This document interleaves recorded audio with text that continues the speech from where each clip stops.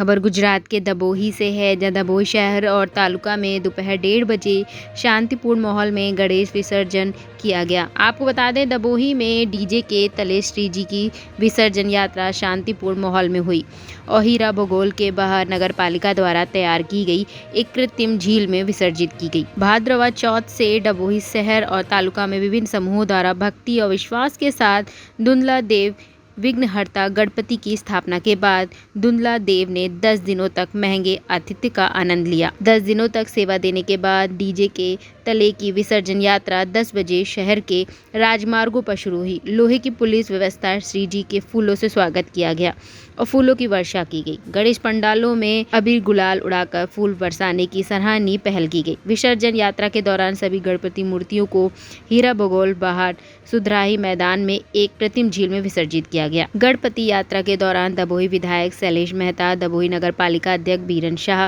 हितेश कुमार शाह, जिला भाजपा महासचिव डॉक्टर बीजे ब्रह्मभट्ट, जिला विशाल शाह आदि लोग उपस्थित रहे। जय गणेश।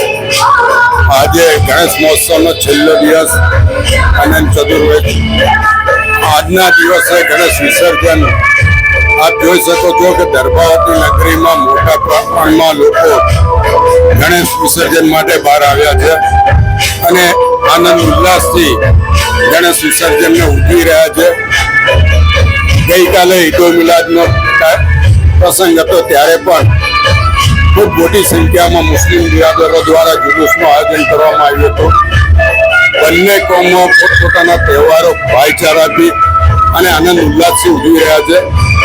હું તમામને અભિનંદન આપું છું, શુભેચ્છા આપું છું।